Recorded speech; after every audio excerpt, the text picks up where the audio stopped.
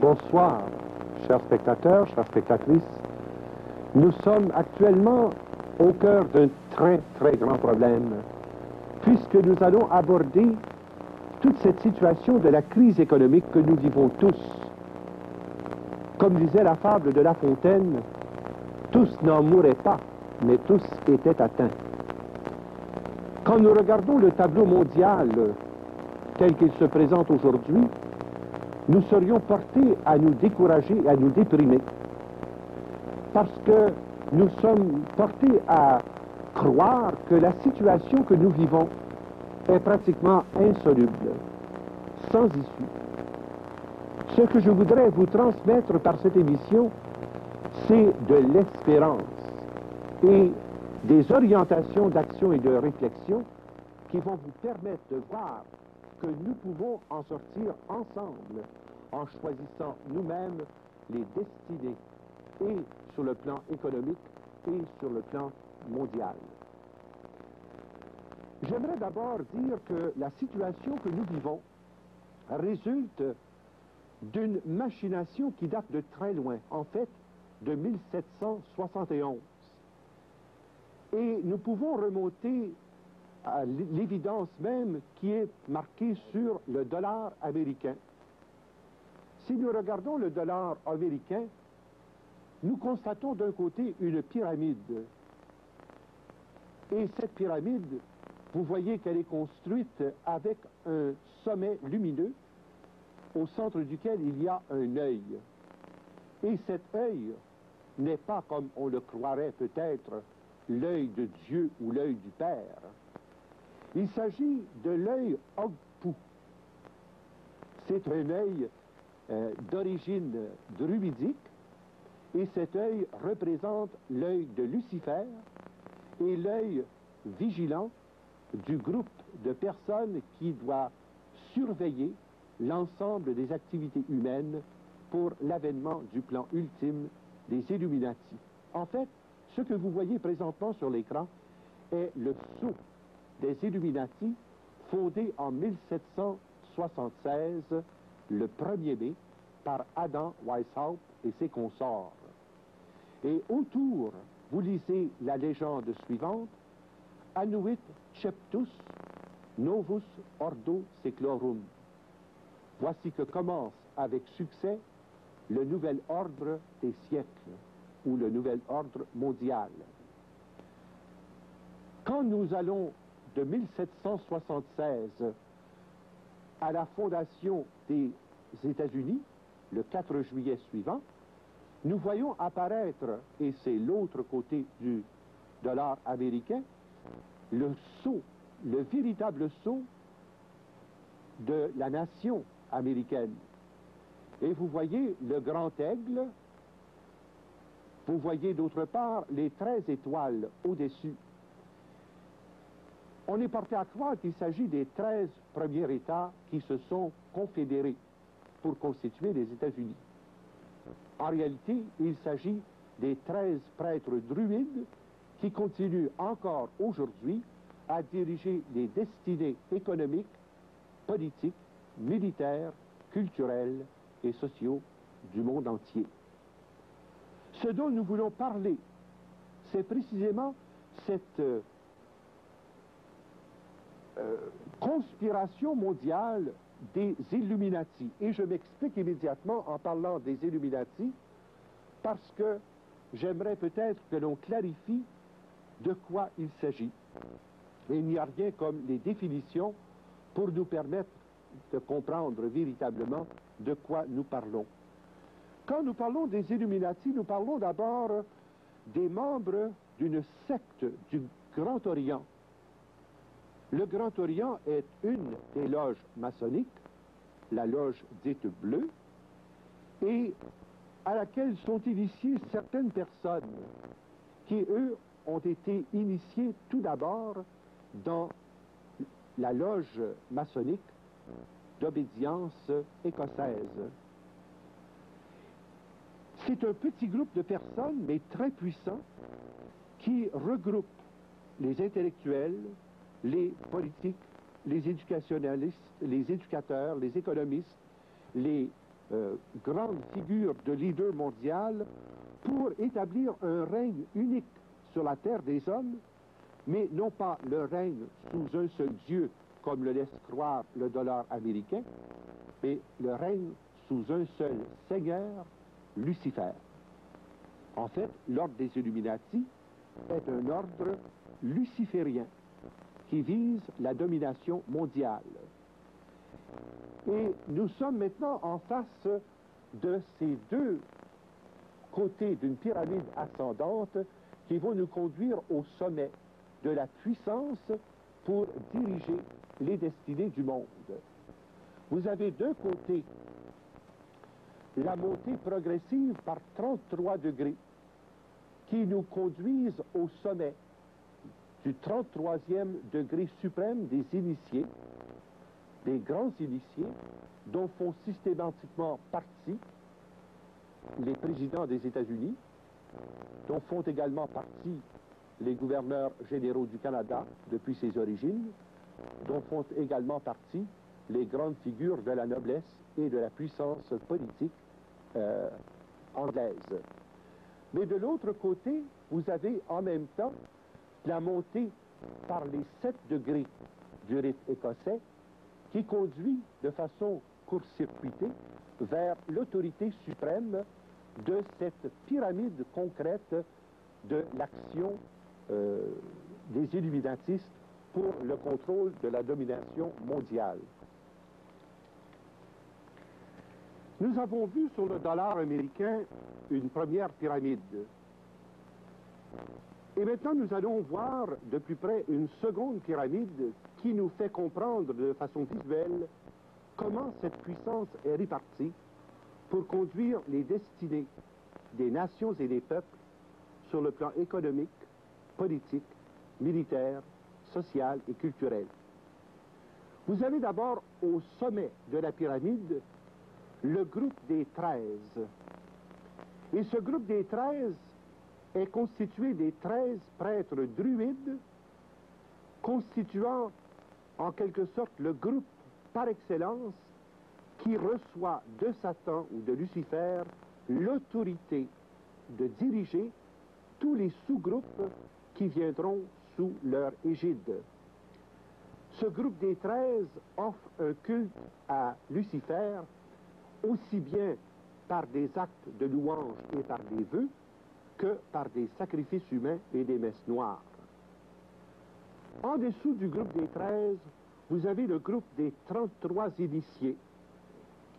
Ce sont les 33 grands maîtres des loges qui sont eux-mêmes au 33e degré de la loge bleue ou de la loge blanche ou de la loge rouge et qui, sous les ordres des 13 druides, doivent assurer la mise en marche des directives reçues d'en haut.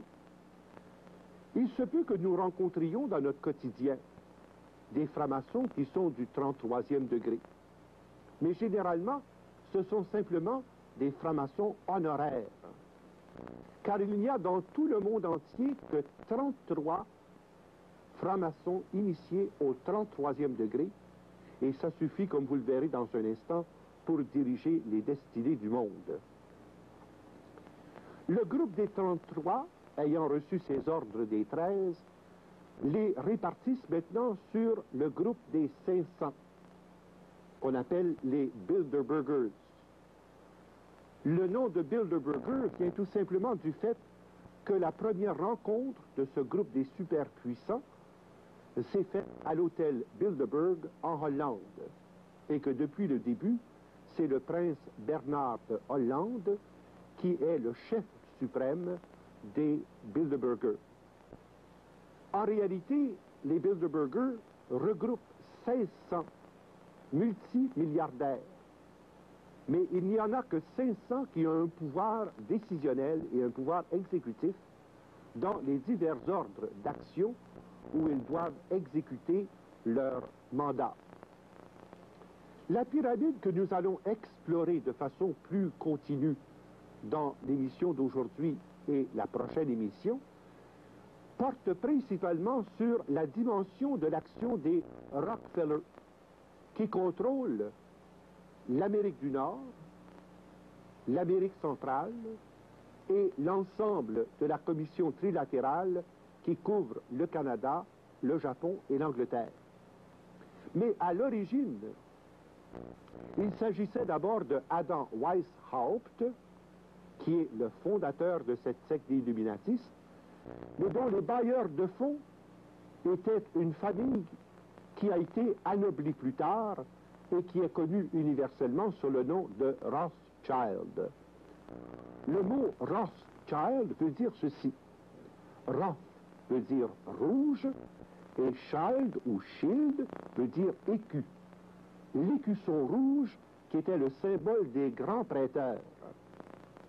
Or, les Rothschild, avant d'être anoblis, avaient prêté des sommes fabuleuses aux rois de Savoie, aux divers rois de France, et finalement, lorsque les créanciers ne pouvaient plus payer leurs dettes, on a demandé en retour de recevoir des titres de noblesse, ce qui nous a donné le baron de Rothschild pour la France, Lord Rothschild pour l'Angleterre et Herr Rothschild pour l'Allemagne. Et par le jeu d'alliance, vous avez eu les Warburg et les Schiff qui ont élargi la dynastie.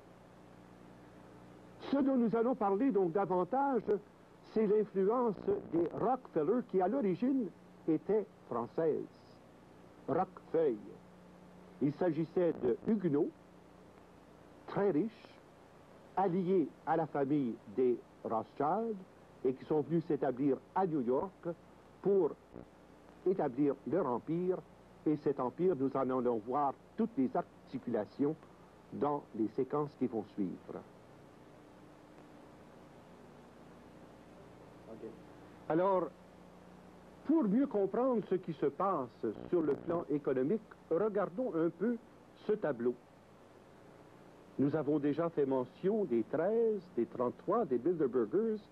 Là, nous allons attirer notre regard sur le nom de David Rockefeller, qui lui est responsable de la dimension économique de l'Empire, qui se rattachera bien sûr à celui des Rothschild d'une part et à celui des Schiff d'autre part. Alors, David est responsable d'abord de l'établissement de la Bank of America, de la Chase Manhattan Bank, de la First National City Bank, de la Chemical Bank et de la Citicorp. Et par le truchement de ces banques, Rockefeller est venu à bout de contrôler complètement les développements les plus importants de l'industrie pétrolière des États-Unis.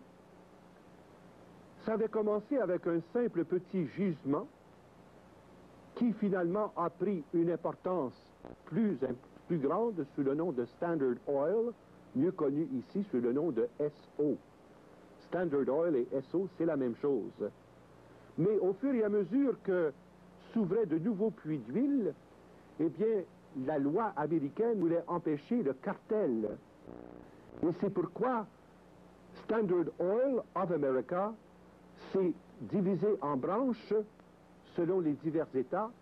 C'est devenu Standard Oil of New Jersey, et ensuite Standard Oil of Indiana, Standard Oil of California, qui sont venus à bout de jeter en banqueroute complète les petits centres pétroliers qui étaient une compétition intolérable par la famille des Rockefeller.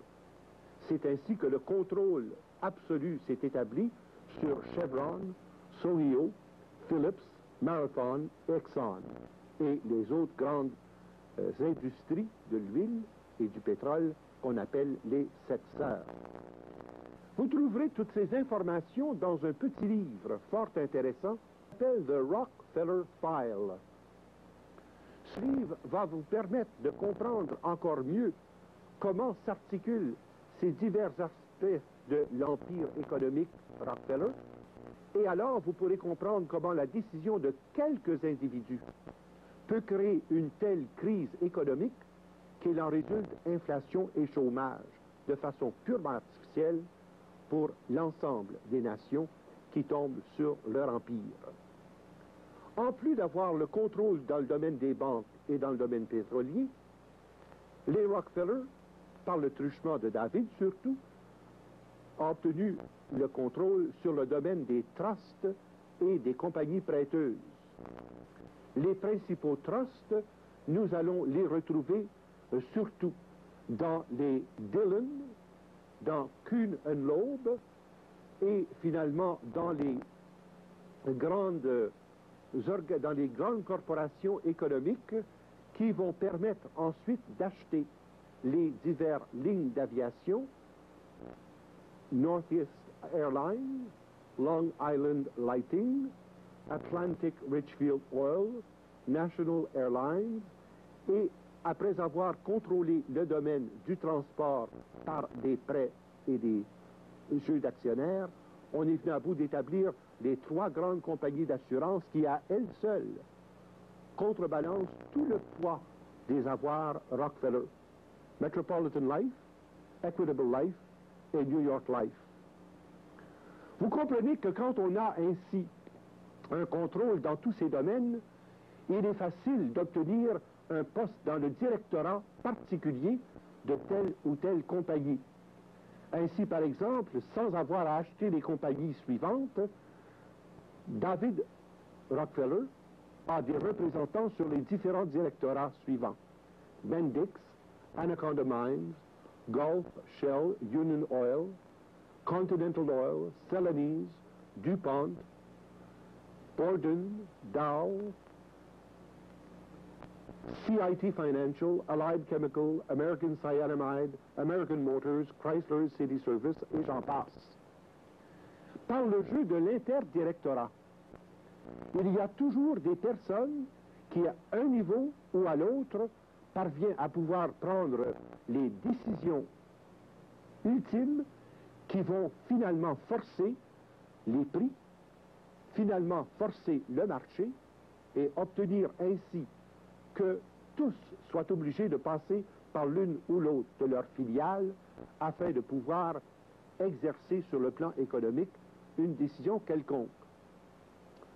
Ceci va pour la partie interne de la structure économique. Mais quand nous regardons maintenant le gouvernement invisible que ça donne, eh bien, on se trouve ainsi à remonter graduellement d'étape en étape depuis le Council on Foreign Relationship vers la création d'un organisme qu'on appelle le Federal Reserve Board, lequel donnera éventuellement naissance à la Banque internationale, la Banque mondiale de la monnaie, pour aboutir à la seule et unique Banque mondiale qui régit encore et universellement toutes les activités économiques de tous les pays du monde.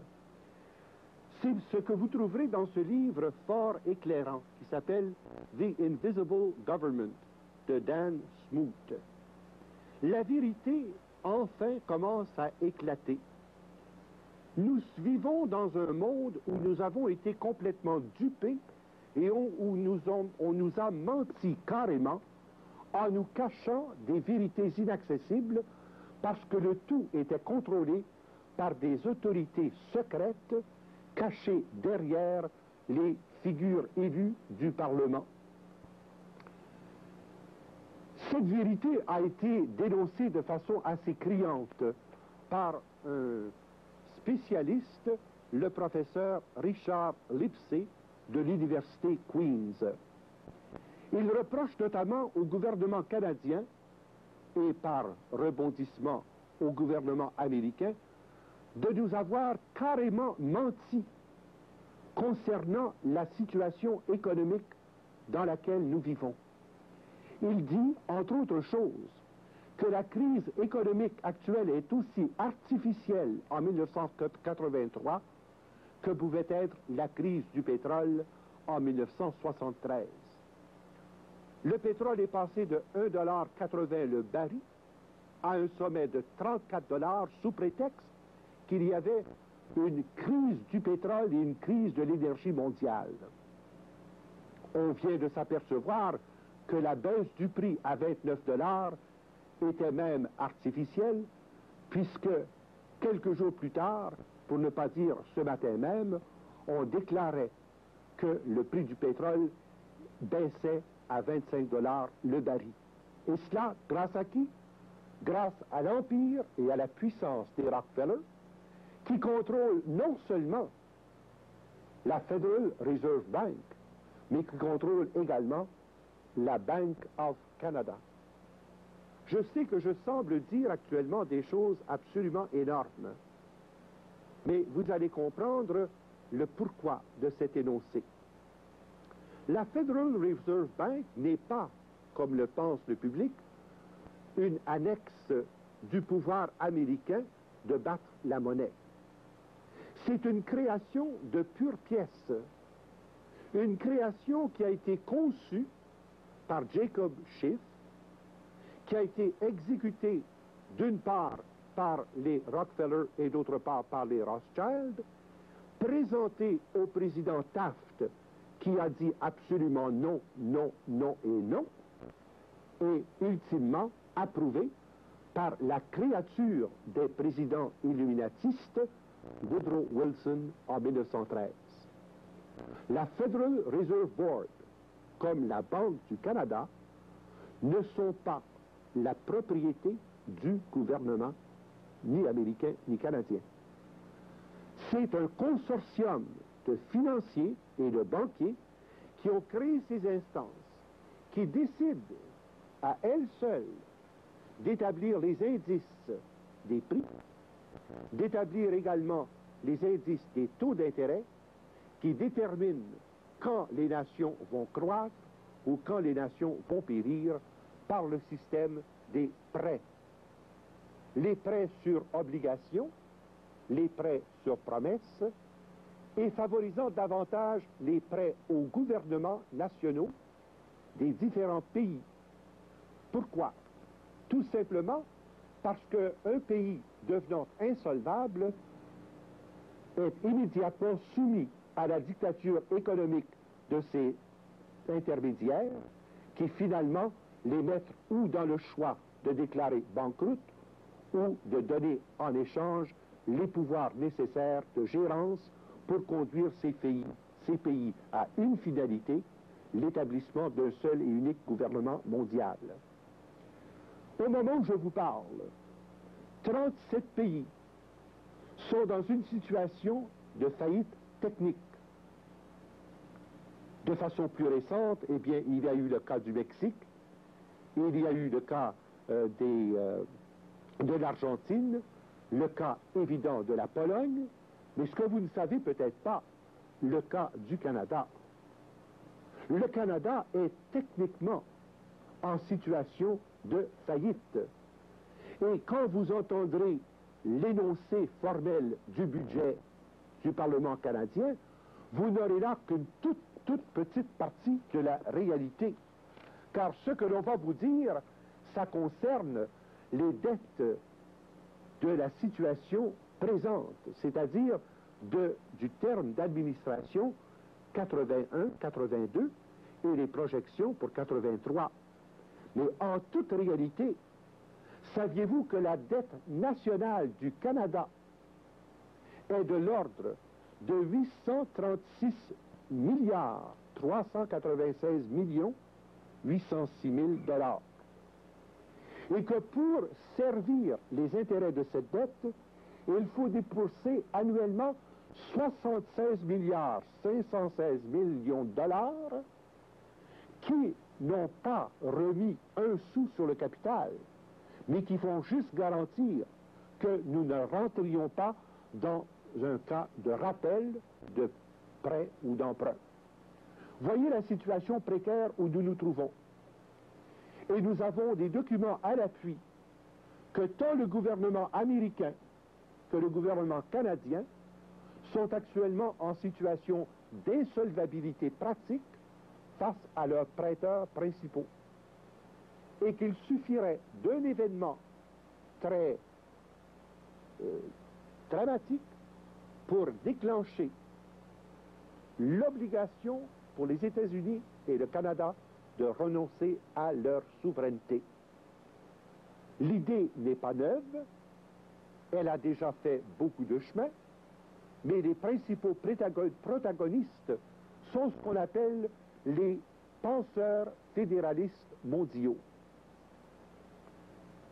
Ces gens-là pensent en termes d'un seul univers, avec un seul gouvernement, avec une seule banque, avec une seule armée et avec une seule religion. Il va de soi que le tout est le résultat 3 fois séculaire des Illuminatistes, dont le travail a commencé en 1776 par Adam Weishaupt et qui a été continué jusqu'à aujourd'hui par les Illuminatistes des diverses générations.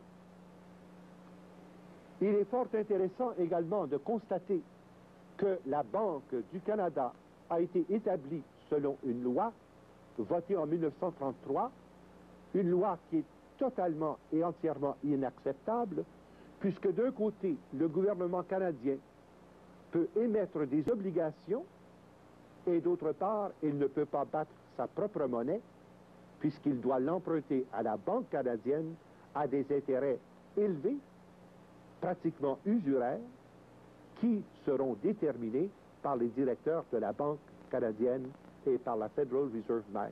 Ainsi, Paul Volcker aux États-Unis et Bowie au Canada ont plus de puissance que le gouvernement élu lui-même. Cela peut vous étonner, mais tenez bien vos chaises et attachez vos ceintures de sécurité. Ce que j'ai dit sur le plan de l'économie est encore plus vrai sur le plan politico-militaire.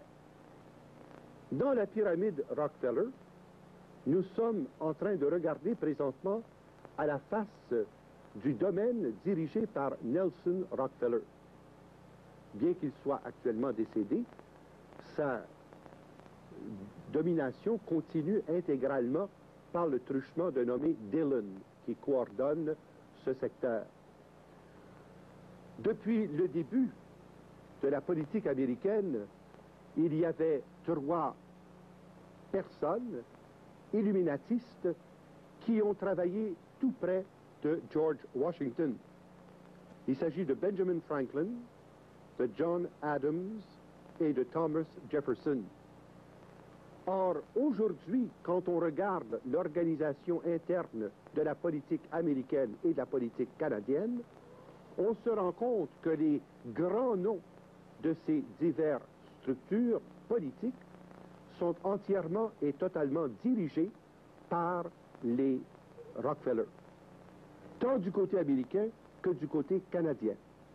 Je vous donne des exemples très simples qui vont vous faire comprendre comment on en arrive à pouvoir devenir d'une part Premier ministre ou président d'un pays, ensuite maître des opérations militaires, ensuite maître de la politique extérieure et finalement participant de l'ONU sur le plan mondial. Toujours avec l'objectif ultime de pouvoir opérer les mutations nécessaires afin d'avoir un seul et unique gouvernement mondial. Sur le plan américain, vous avez le CFR qui dirige à la fois le côté républicain et le côté démocrate. Si on voulait montrer un tableau qui le donne de façon synoptique, on pourrait à ce moment-là regarder comment les grands noms de cet ensemble politique, aussi bien république que démocrate, est régi par les grandes puissances de la famille Rockefeller. Du côté républicain, nous avons par exemple Dwight Eisenhower, John Foster Dulles, Thomas C. Dewey, Jacob Javits, Paul Hoffman, Robert McNamara, John Gardner, Henry Cabot Lodge, Elliot Richardson, Arthur Burns, Henry Kissinger et Richard Nixon. Vous voyez très bien que ce sont des personnes qui, par le cours des années, en sont arrivées au plus haut poste de direction américaine. Voyons maintenant du côté démocrate, Dean Acheson, Alger Hiss, Adlai Stevenson, John Kennedy, Edward Kennedy, Robert Kennedy, Averell Harriman, George Ball, Henry Fowler, Dean Rusk, Adam Yarmonsky, John K. Galbraith, Arthur Schlesinger, Hubert Humphrey, John Lindsay et de façon plus près de nous, évidemment, Schultz pour le conseiller actuel du président Reagan et Zbigniew Brzezinski comme l'ancien conseiller de Carter. Vous voyez comme moi que tous ces noms qui paraissent pratiquement dans la puissance de l'organisation politique américaine vont nous revenir tour à tour sur le plan canadien, du côté d'une part des libéraux et d'autre part les conservateurs. Car ne vous faites pas d'illusions, les deux pays procèdent selon les mêmes schèmes d'opération. Jetons maintenant un coup d'œil sur le conseil particulier de M. Eisenhower, président des États-Unis. Eisenhower est une créature des Illuminati. Et vous voyez que ici vous avez les grands dirigeants du régime Eisenhower qui sont tous des membres du CFR au nombre de 141 et les 17 plus importants réunis autour de cette table, tous des illuminatistes absolument convaincus et chevronnés. Parmi les grands conseillers qui vont diriger les destinées politico-militaires des États-Unis, vous avez un groupe évidemment très puissant des 33 initiés de la franc-maçonnerie internationale. Alors, ces gens-là ont la puissance de pouvoir déterminer, non seulement à l'intérieur du cabinet du président, mais à l'intérieur des autres cabinets administratifs de la France, de l'Angleterre et des autres pays européens et même des pays asiatiques. Ce qui est intéressant et ce qui est étonnant, c'est de voir que depuis, notamment, l'avènement de Woodrow Wilson jusqu'à aujourd'hui, tous les présidents des États-Unis, sans exception, ont été véritablement des créatures des illuminatistes. Ce qui veut dire, à toute fin pratique, que ces gens-là ont été consacrés à Satan dans une cérémonie rituelle dont nous voyons ici une illustration concrète. Les deux sabres que vous voyez sur l'autel sont les sabres qui serviront à exécuter les personnes s'ils manquent à leur fidélité de secret et de service au sein des Illuminati. Ce que vous voyez est une cérémonie rituelle qui a été répétée pour chacune des personnes dont nous avons parlé jusqu'ici et qui se continue du côté canadien à travers les gouverneurs généraux du Canada, à l'exception de M. Vanier, et à travers les premiers ministres du Canada depuis le temps de Mackenzie King jusqu'à aujourd'hui. Cela devrait nous faire réfléchir, car cela veut dire que ces gens qui conduisent le pays sont en somme des figures d'apparat, qu'en somme c'est le gouvernement invisible qui mène les destinées des nations et des peuples et que tout est décidé au fond par le Council on Foreign Relationships. Or, les décisions politiques ont un retentissement militaire absolument irréfutable. Et la puissance économique qui alimente le complexe militaire et industriel va évidemment s'enrichir au fur et à mesure des situations de guerre et des productions d'armes pour les pays conflictuels. C'est dans cet empire politico-militaire que nous voyons d'une part la création du Pentagone et de l'OTAN, et d'une façon plus récente, plus près de nous, la NASA pour la recherche spatiale. N'est-ce pas un peu effarant de penser que les décisions qui sont prises sur le plan politique ayant des implications militaires ne sont pas des décisions qui relèvent strictement des personnes élues par le peuple, mais que ce sont des décisions qui ont été prises par et à travers ces gouvernements invisibles qui conjuguent leurs efforts pour obtenir un effet massif mondial, c'est-à-dire un contrôle militaire absolu au service d'une pensée politique uniforme conçue par le plan Weishaupt en 1776. C'est toujours ce plan qui se déroule. Ce plan qui va mettre en opposition les grands organismes comme le pacte de Varsovie d'une part et le pacte de l'OTAN d'autre part, et qui vont aussi trouver leurs expressions concrètes dans les décisions de la commission trilatérale. Cette commission trilatérale est complètement et entièrement destinée à trois fins. Établir des liens organisationnels entre les trois axes économiques des 7 puissants d'aujourd'hui, avec comme les trois principaux partenaires Canada, États-Unis, Japon et Angleterre. Et c'est par le truchement de la commission trilatérale qu'on pourra imposer à l'Europe les lignes de pensée qui amèneront finalement la situation d'insolvabilité des différents pays pour créer la domination économique, politico-militaire des groupes de la famille Rockefeller d'une part et Rothschild de l'autre. Vous pensez peut-être que ceci c'est de la fumisterie, mais quand vous regardez un livre comme The Fearful Master, quand vous regardez d'autre part un livre comme Bordio, Une main cachée dirige, quand vous lisez un livre comme The Rockefeller Files, vous allez vous rendre compte que la Ligue des Nations conçue en 1926 n'était qu'un embryon de ce qui deviendra l'ONU. Et l'ONU a été bâtie spécifiquement sur un terrain donné par la famille Rockefeller, en plus d'un don de 30 milliards de dollars pour assurer que l'ONU serve de forum universel à créer une mentalité d'internationalisme faisant tomber les souverainetés particulières pour créer ultimement une convergence unilatérale et uniforme.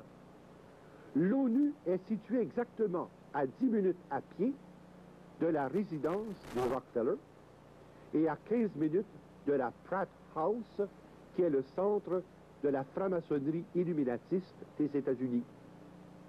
Voilà comment on fait des combines et voilà comment on crée des situations de conflit pour pouvoir ensuite intervenir de façon messianique pour dire au monde, le Messie s'en vient, c'est nous qui le créons, c'est par nous que la paix arrivera dans le monde. Voyez un peu comment ces organismes fonctionnent, sans pouvoir exécutif et sans pouvoir de magistrature. Ces organismes actuellement nous font toucher du doigt l'impuissance des nations et des peuples à pouvoir régler uniquement par consensus les grands problèmes qui affligent l'univers. Par ailleurs, dans les crises économiques, dans les crises politiques, dans les crises internes d'ordre civil, les pays et les peuples aspirent à un organisme qui, plus fort et plus puissant que l'ONU, donnera au monde sa stabilité ultime. Par le truchement du capitalisme internationaliste, par le truchement d'organismes comme l'ONU, les puissances cachées du gouvernement invisible s'affirment pour conduire ultimement les nations de la Terre vers un seul et unique gouvernement mondial. Actuellement, on procède à pouvoir internationaliser la monnaie par la société sans argent, la Cashless Society, mais on prépare aussi à donner à l'ONU un statut de plus en plus important, ayant au sein du gouvernement mondial un organisme judiciaire qui sera la Cour mondiale, une seule armée mondiale qui sera la mobilisation des casques bleus recrutés dans toutes les nations de la Terre, et finalement, une seule pensée directrice mondiale dont les normes seront établies par l'UNESCO et par les organismes affiliés à l'ONU. Voilà de quelle façon le réseau tentaculaire du système illuminatiste affirme sa puissance à travers le monde, et après avoir établi son autorité indiscutable sur le plan économique, je viens de démontrer qu'il l'a établi de façon indiscutable sur le plan politico-militaire. Ce que je dis des États-Unis vaut également pour le gouvernement canadien, par les 5 grands ministères du Canada: ministère de la Défense, ministère des Affaires extérieures, ministère des Affaires commerciales, ministère de la Secrétaire d'État et ministère de l'Industrie du Commerce sont complètement noyautés par les illuminatistes. Les décisions ne viennent donc pas des chefs des nations, mais viennent des 13 druides qui sont au sommet de la pyramide, comme nous le disions tout au début. Actuellement, nous sommes confrontés entre deux puissances politico-militaires qui semblent, selon les apparences en tout cas, opposés l'un à l'autre de façon irrémédiable. Le bloc de l'Est, communiste, contre le bloc de l'Ouest, capitaliste. Or, tout cela est une fumisterie. Et nous allons vous le démontrer par un petit tableau très simple. Les Rothschild, en Europe, avaient le contrôle absolu des banques et étaient déjà des puissances de prêt aux grandes forces européennes, y inclus le tsar de Russie. Par ailleurs, la dynastie des Rockefeller avait le contrôle absolu des États-Unis, de l'Amérique du Nord. Or, lorsque a éclaté la première révolution de 1910 en Russie contre le tsar, eh bien, le tsar a refusé d'avoir recours à des emprunts massifs de la part des prêteurs de fonds. C'est alors que les Illuminati ont mis en branle le service nécessaire pour jeter le régime du tsar dans l'abîme et y opposer la puissance connue aujourd'hui sous le nom de communiste. En réalité, il y avait chez les Rothschild de Suisse et de France un invité de marque du nom de Lénine, alors que demeurait chez les Rockefeller de New York un autre invité de marque du nom de Trotsky.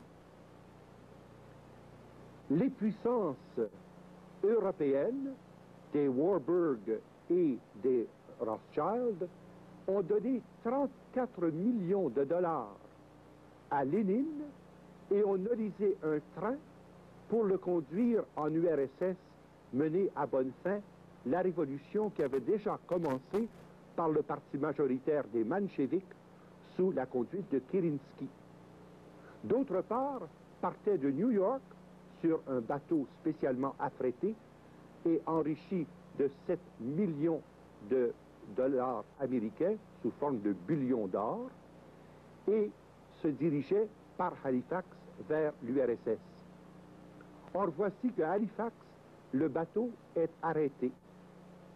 Trotsky est mis en prison et le Premier ministre du Canada reçoit un téléphone de toute urgence du président Woodrow Wilson qui dit au Premier ministre canadien de relâcher Trotsky, qu'il est mandaté pour faire la révolution contre le tsar en Russie.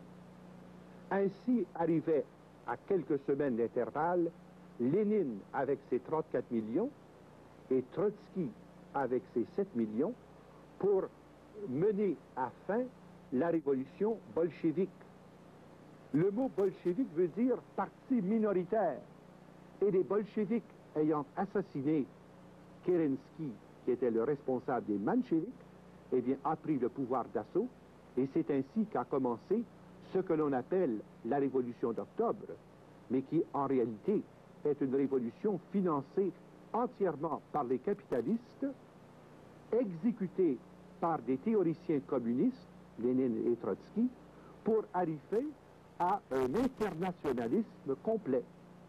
La première internationale populaire ou communiste déclenchée en Russie et la puissance de l'internationalisme du capital par la fédération des Warburg, des Rothschild et des Rockefeller.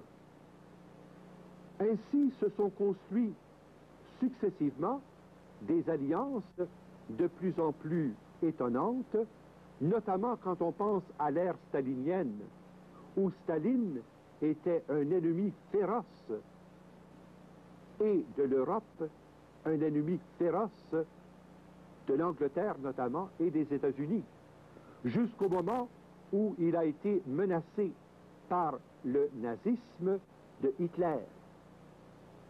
C'est pourquoi les ressources financières ont convaincu mon oncle Joseph Staline à faire partie de la combine de Yalta et ainsi se rencontrer dans la fraternité la plus cordiale, dans l'entente la plus chaleureuse, dans l'harmonie la plus parfaite, les trois plus grands escogrifes du monde entier.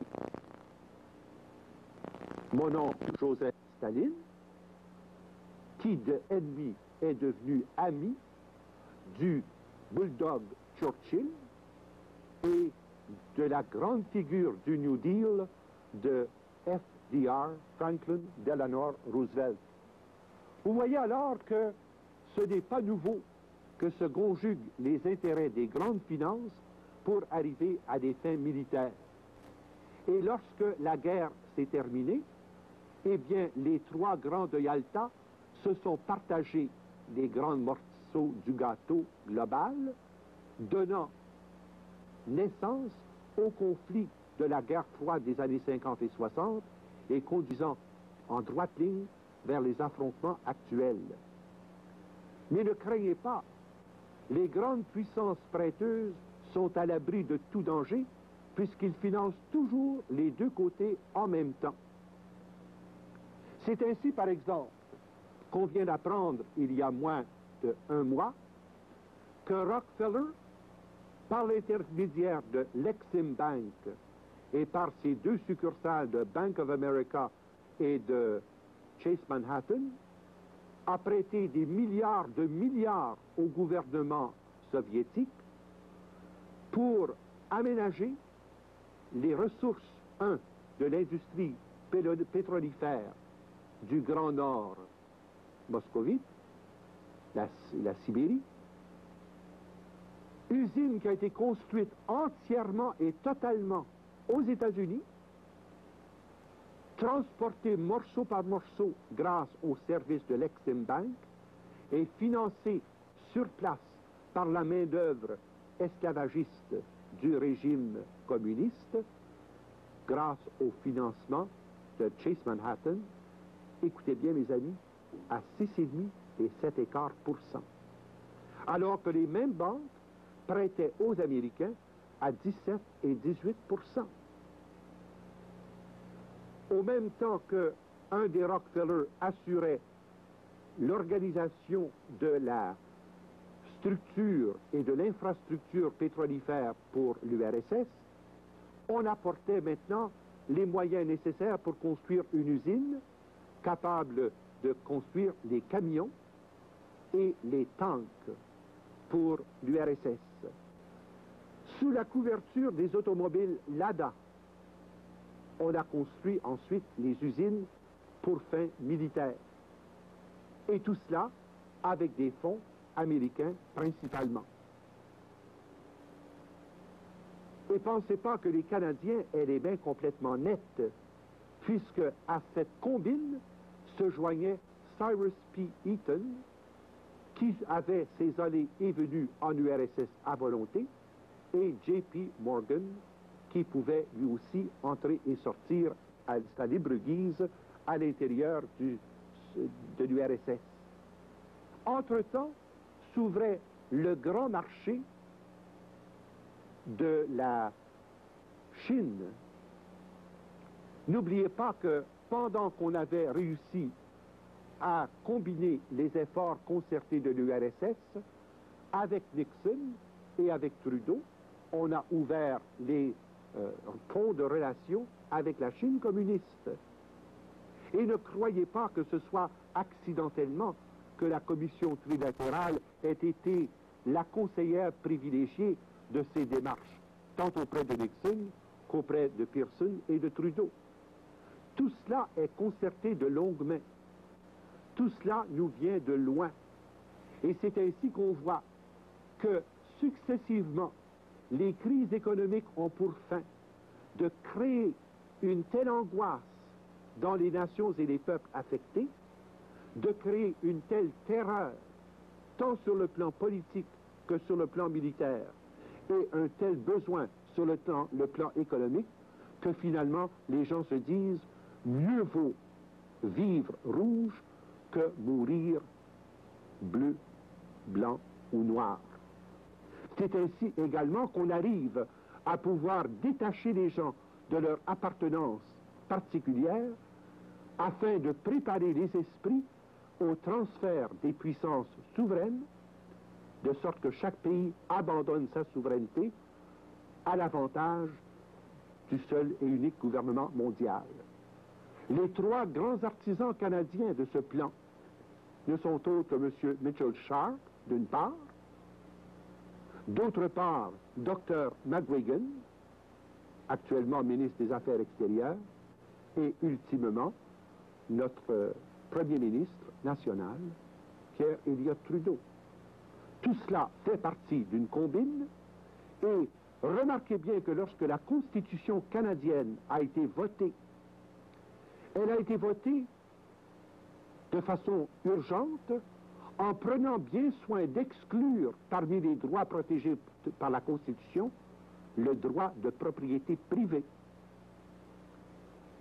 Deuxièmement, on a cherché aussi à pouvoir réunir l'ensemble des ressources naturelles du Canada sous un seul pouvoir central afin de faciliter l'étape suivante qui donnera au Canada et aux États-Unis la possibilité d'adhérer au seul gouvernement mondial. Ainsi, l'ONU cédera sa place à cette puissance mondiale qui sera la combinaison des ressources de l'ONU d'une part et de la communauté européenne économique d'autre part.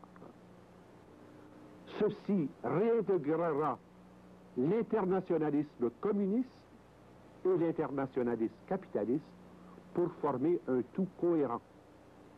Dans nos entretiens futurs, eh bien, nous pourrons parler de deux autres aspects de cette domination, parce que nous verrons alors comment on en est arrivé, toujours par la même méthodologie, à établir l'empire socio-culturel et l'empire religieux pour avoir vraiment les conditions nécessaires à l'avènement de ce gouvernement mondial.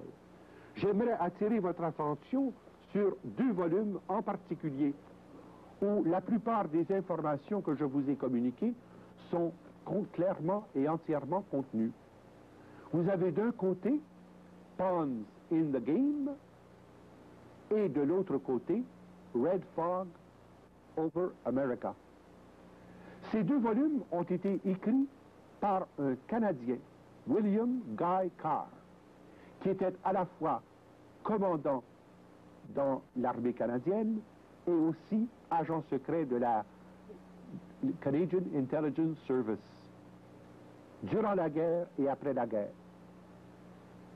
C'est grâce aux renseignements que nous avons pu obtenir de ces volumes, et grâce aux renseignements aussi que nous avons obtenus en compulsant le SAR du Canada, que finalement nous avons pu avoir quelques-unes des informations qui nous permettent d'arriver à la conclusion suivante. Si le Canada est actuellement en crise économique, ce n'est pas le résultat d'une conjoncture mondiale impossible à résoudre.